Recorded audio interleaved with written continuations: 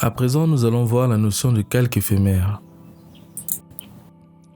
Les calques éphémères ou alors un calque éphémère, ce sera celui-là qui nous permettra de pouvoir gérer quelques réglages en cas d'urgence lorsqu'on n'a pas utilisé d'autres calques sur notre plan de travail. Alors, nous avons une image ici et on va faire un exemple.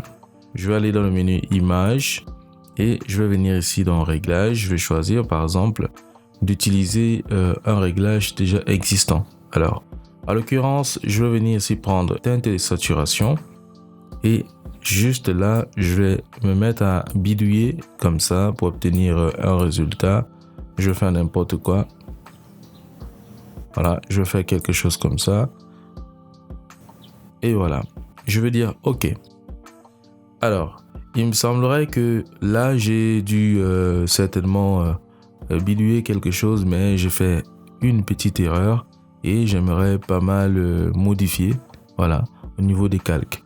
Alors, ce que je pourrais faire, c'est venir ici au niveau de édition et je vais venir ici cliquer sur atténuer teinte saturation. Alors, j'ai donc ma petite fenêtre qui va s'afficher par ici. Donc, à l'intérieur, on a l'opacité, on a aussi le mode de fusion. Exactement comme là, avec nos calques, on a l'opacité ici et là, on a les modes de fusion.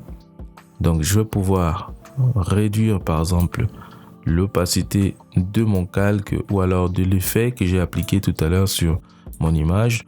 On voit que si je viens à 0, on a notre image initiale.